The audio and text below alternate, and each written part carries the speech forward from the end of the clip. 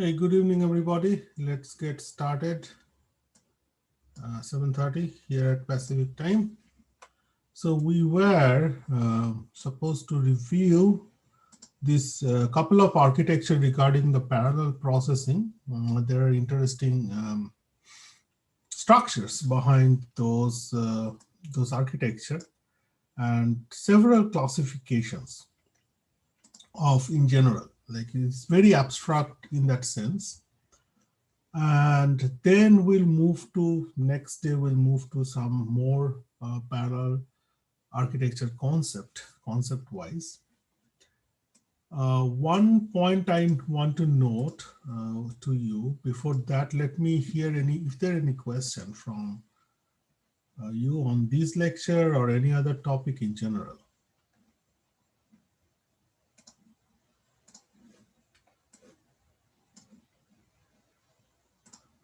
Let me see if there is anything on the discussion. No, nothing. Okay. All right. We have these several classifications that we have discussed in that lecture video. This SISD, SIMD, etc. I want to note specifically one thing on that MISD system, multiple instruction on single data stream. This one is in the video, possibly I mentioned this is more like not practicable, not it's more like in the lab environment, etc. However, there is more story onto it. Let me try to describe that on this MISD system. Like for example, like fault tolerant systems are kind of loosely classified as MISD system. So fault tolerant system means they actually deploy multiple component, same component, like maybe like, okay, there are 4 hard disks in an array. It's called a RAID configuration. And they actually write the same data and read out the same data in parallel. So that kind of system makes sure that even if one disk failed, overall system is not suffered because other 3 are working and at least it can retrieve data from other 3 systems. Similarly, we can have fault tolerant processing system where there are like let's say 4 processors in parallel crunching the same instruction in the system, right? And then in that sense, it becomes like more like that MISD system, multiple instruction, single data stream system in that sense, right? For let me just try to draw that. What I'm trying to describe here is, let's say in a system, I have like 4 microprocessor component, microprocessor 1, microprocessor 2, microprocessor 3, and microprocessor 4. And they are basically connected to like same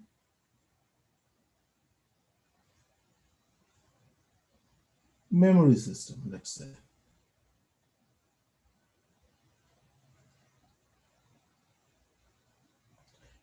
In the sense that all of them, like if you consider the program counter to control their instruction, fetch and everything, they are in sync. Like they all start from same address, like let's say A, same address A, and fetch instruction for the same program, like P1, let's say.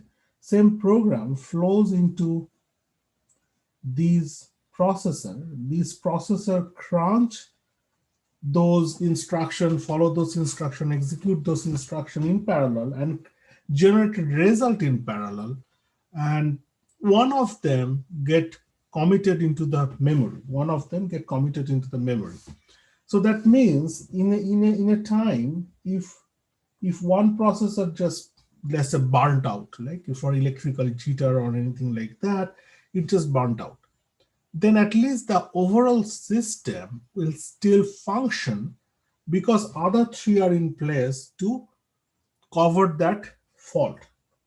So that means this kind of system is very suitable for environment where human cannot access or repair things that easily, right? For example, satellite, right? Satellite system, once it launched in the space and something goes wrong, then there is no coming back. No one is going to go up there, fly up there and fix that problem, replace that processor and stuff like that.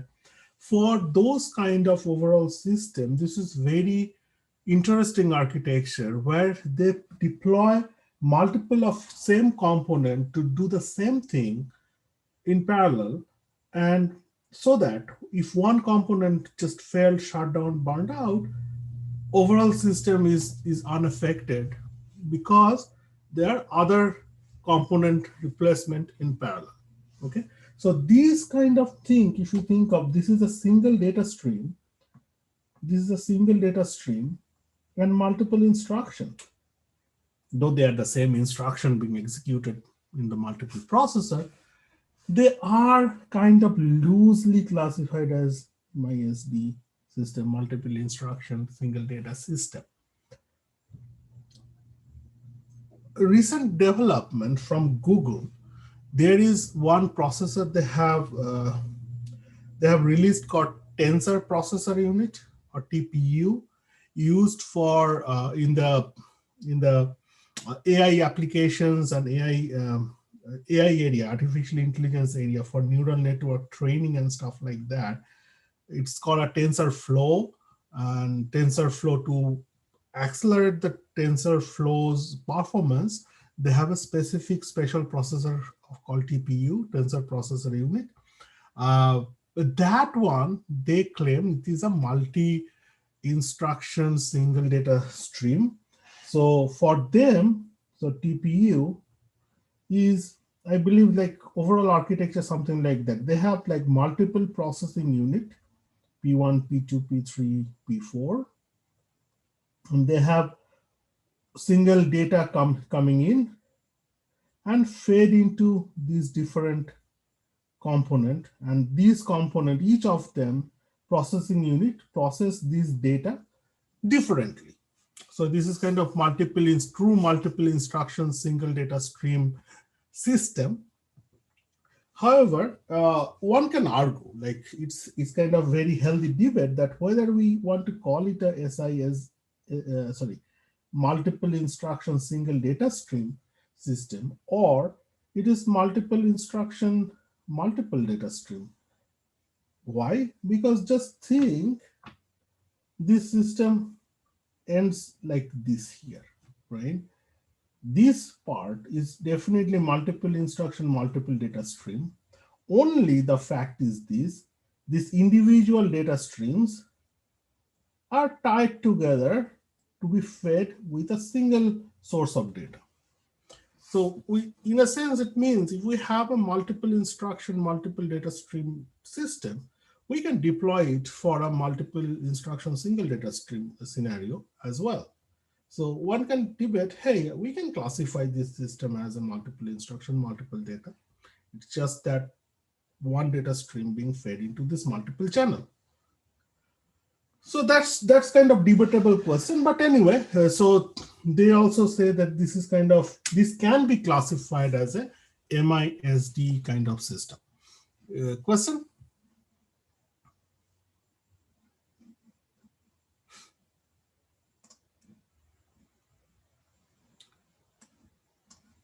Okay, one more point I want to note that there are like several examples of different architecture and scenarios. Don't try to memorize them, right? Just understand the underlying concept. I have only shown you a couple of sample examples like shared L2 cache, shared L3 cache. It can be configured as your purpose serve. Like when you start designing this multiprocessor, multi-core systems, you can very much, like take any one of these configurations and slice this, dice it, recombine it, and you can do your own configuration at any point of time. It's only that like couple of standard configuration that more into the market. That's what we were talking about. So I'm talking about these guys. So you see that different slides had different configuration, dedicated L1 cache, dedicated L2 cache, shared L3 cache, etc. This kind of configuration. There can be many other interesting things, like some processor, they claim they deploy 1.5 L cache, L1.5, like it is sitting in between L1 cache and L2 cache. Like, I don't know what that do, but anyway, for some advantage, for some that's application specific advantage on that domain, it can be like that. We can combine anything with anything like this. This is just some sample. So just understand the concept of this combination and implication of this combination. Don't try to memorize them, all right? Okay, other than that, one more thing. A multi-core and multi-processor systems. So at some point of time, we discussed this SMP organization, symmetric multiprocessing organization, and we also discussed multi-core organization.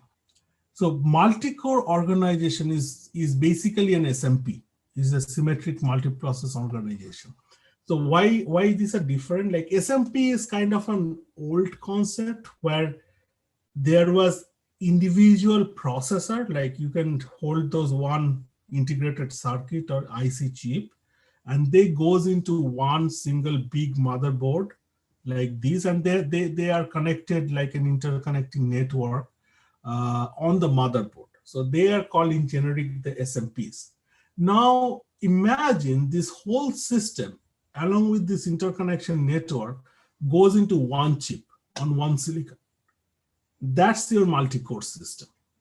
So in a multi-core system, each of the CPU, each of this processor is an individual component, but all of them, instead of individual component on a motherboard, they are combined onto a silicon because this modern day technology is so advanced that we can actually place multiple CPUs onto the same silicon die.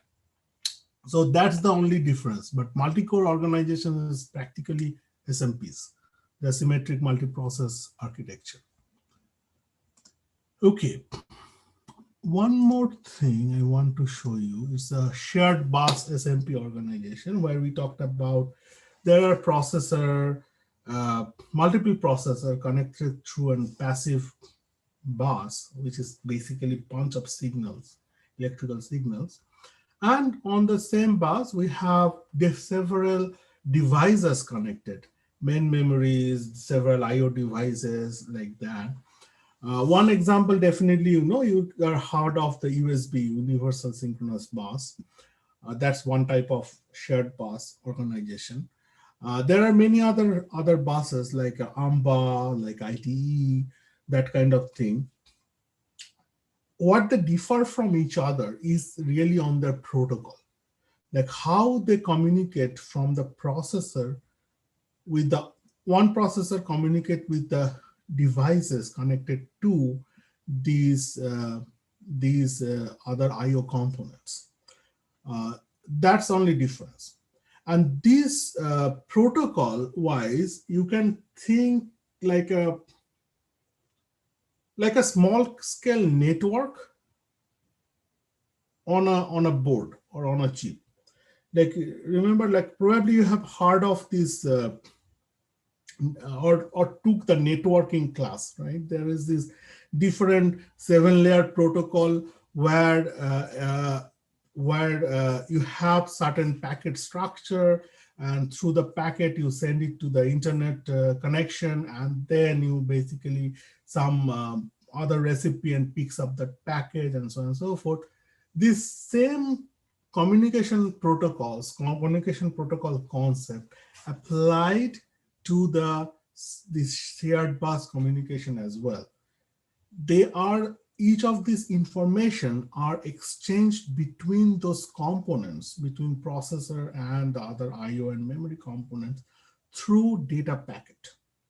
And these different buses, AMBA, ID, USB, etc., say they differ with respect to the protocol of the communication. Now, one more thing I would like to describe at this point. Before that, let me know if you guys have any question.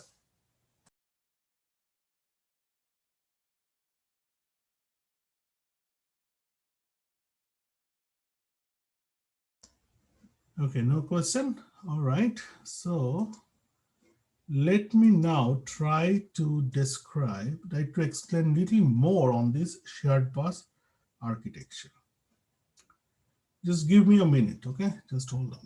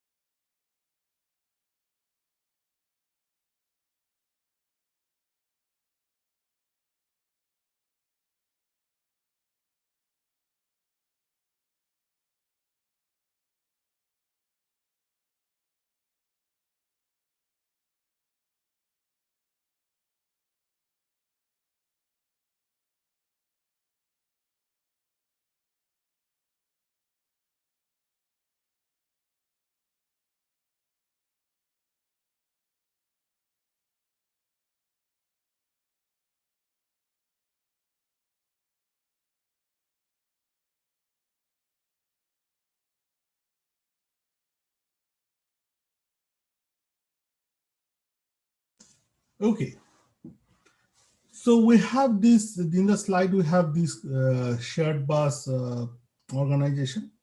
One component I did not mention there, just let me explain so that I can explain this in the class, is there is one important component of this shared bus architecture which is called bus arbiter.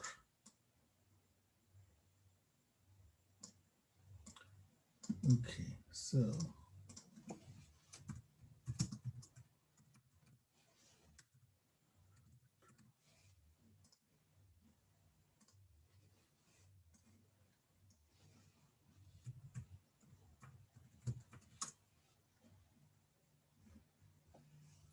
okay. So what is this component? This bus arbitrator is kind of an authority component in the whole system to grant access of this bus. Like, so that like when one processor is communicating through the bus to the other devices, other cannot come in and barge in and kind of start trying to communicate through the bus or use that bus. Otherwise, things will be like contaminated. Like this one is sending a packet, let's say towards the IO device one, and at the same time, another processor is trying to send something to the memory. Of course, two packets on the same bus will just contaminate the content of each other. So that's why it is very much important that who is using the bus at what time. And that is the role of the bus arbitrator in this whole system. And in general, these bus arbitrator and processor are connected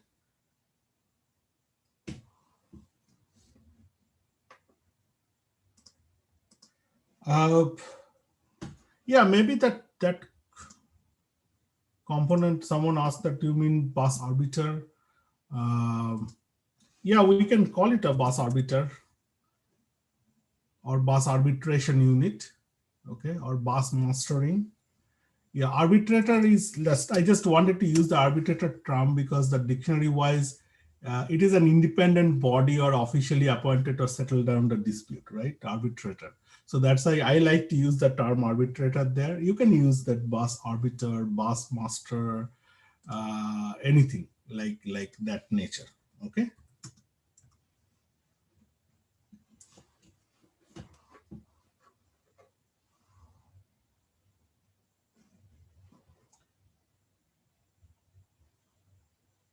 That position is called arbiter. Yeah, sure. Why not? We can use that term if you like. Definitely.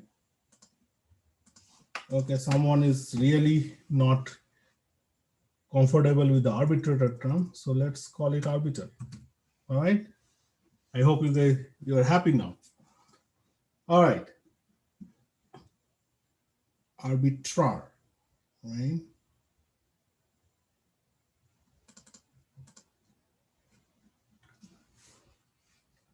Let me do that. Bus arbitration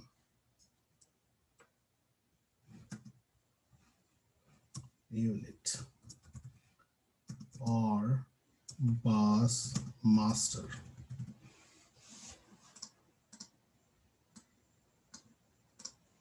Okay. Now the point is here each of the processor is connected to this bus master with a request signal, and there is a grant mechanism from the master. So each of them has a request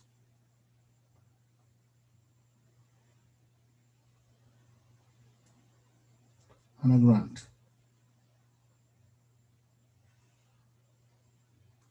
And a request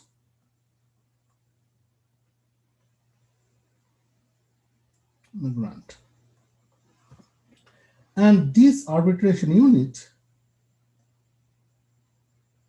has some sort of queue.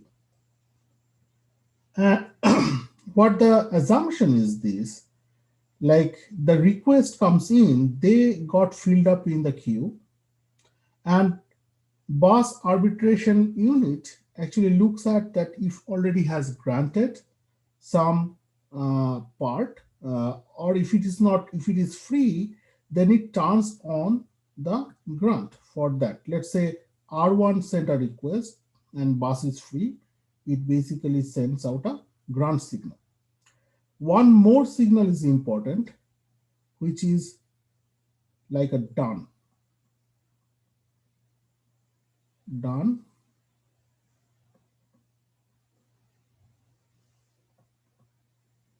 So assumption is this, like once the processor gets a grant from the arbitration unit, it start communicating to other part of this other device, IO devices. And once it is done communication with them, they basically send out a down signal to it so that this arbiter can go and grant on the other processor if their requests are in queue. So for example, like let's say in the first we get an request from R1 and it was granted. That means now bus is engaged in communication, and in the meantime, while this is being processor 1 is using the bus, your request comes in from processor maybe processor 3, then processor 10, processor 12, etc. So they're already in the queue. Now at some point of time, these processors said, hey, I'm done. And then what then bus arbitration unit will do will basically look at the front of the queue and send a grant towards that processor. So processor 3 is now granted to use the bus. Now processor 3 start communicating through this bus while others are waiting. So this is kind of a very dynamic process. And there can be many advanced feature on this arbitration process as well. We can implement like an priority queues. We can implement the interrupt mechanism while one processor is doing communication. Then another higher priority processor maybe barge in and tell, hey, I want to communicate immediately. So there can be a mechanism where bus arbitration unit kind of interrupt the other processor, make it kind of retrieves its processes, collect them together to wait for the next turn, and give the immediate grant access to the higher priority of processor. Those advanced things can be done, and which is actually out of the scope of this class, by the way. But this is the overall usage of the bus arbitration units, or bus master, bus arbitrator, etc., etc. Question.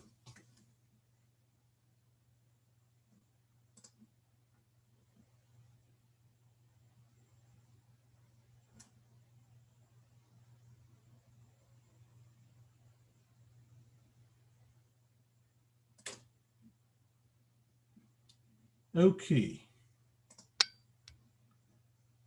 All right. So no question. Now, what shall we do now?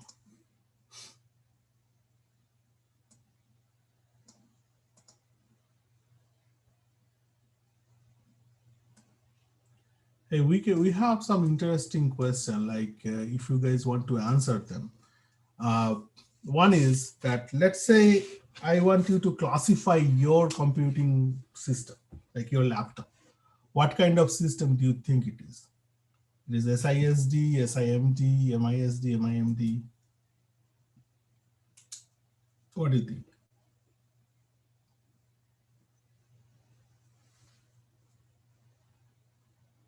Anyone wants to guess?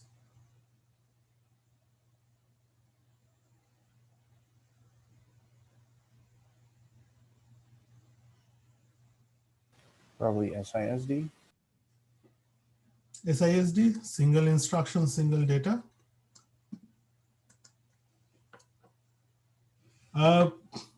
For modern laptop, probably not. Maybe 20 years back, yes.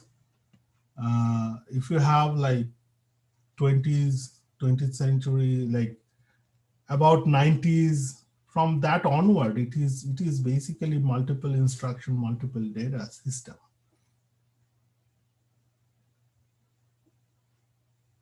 Remember, like you have these multiple core, like even if this newer processor has like 2 core at least, or 4 core, and that means there are 4 processor on the in place, and at least 4 parallelization goes on in your system. Okay.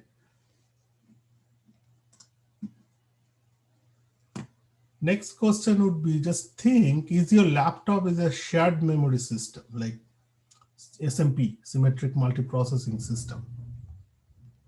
Anyone wants to try that analysis?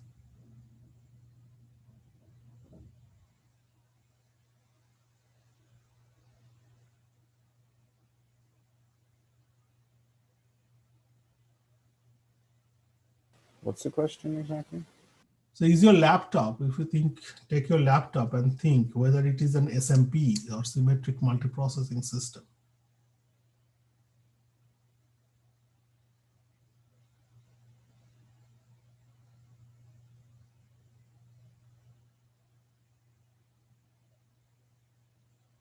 I mean, I would say yes. Any reason? Since it's a multiprocessor, I would assume it would have to be. Yeah, the reason, like you're right. More specifically, it is like they replicate same unit of processor. Like if it is a Pentium processor, for example, they replicate same processor with like 4 core or 8 times like that, depending on the configuration. but each unit it's exact replica of the other processor. So they are symmetric. They don't use like different to processor and put it on the same multi-core system. So this is, in that sense, it is an SMP system in your laptop. Okay. And we already discussed about this difference between the SMP and multi-core system. One is on board, really older system, on one motherboard, different like processor. They are connected to each other through the connecting network. Now whole system, if you put down on a single piece of silicon, one single chip, that becomes your multi-core system. How do we know which one our system is? Because my computer, for instance, is fairly old. Okay, so you can open up your control system and see what kind of processor it is. And then see like if there isn't multiple cores there. So which year? Like, do you know which year? 2013. Was that 2013. 2013? It has to be multi-core. If you talk about like 1983 or 1993, I would imagine this will be single instruction, single data system. 2013 would be pretty much. I'm sure it is multi. It has at least 2 cores inside it. Oh, it will be interesting to find out. Just go to the, you can go to control panel and somewhere there is a hardware configuration information. And look at the processor number and then search on the Google on that processor and see what kind of processor is that.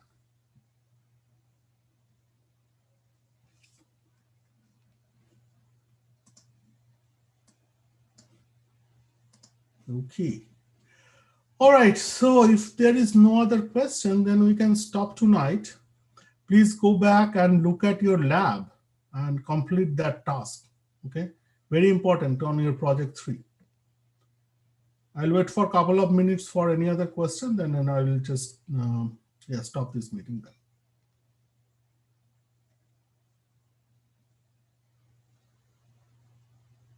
I guess you're right. It's a Core i5 dual core. Yeah, dual cores. See, you have 2 cores.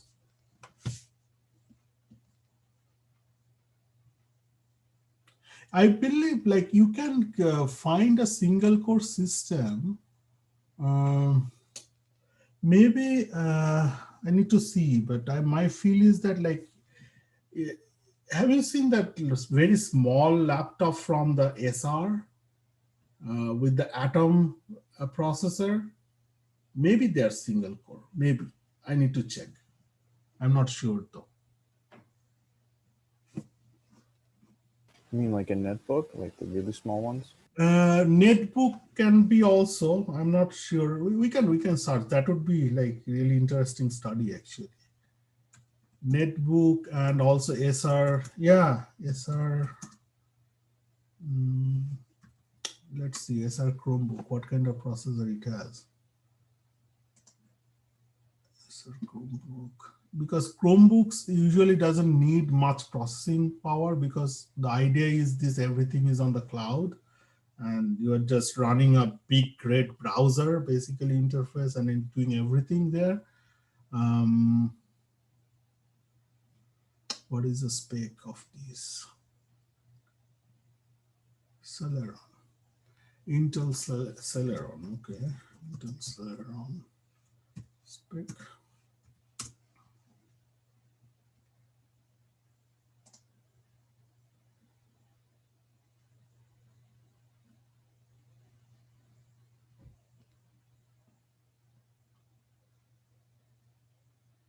Oh, Intel Celeron has 4 core.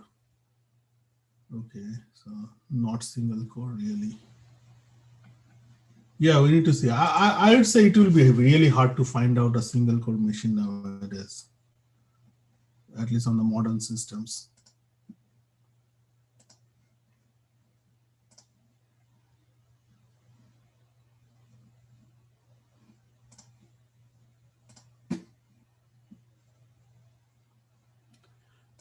Okay then, good night everybody.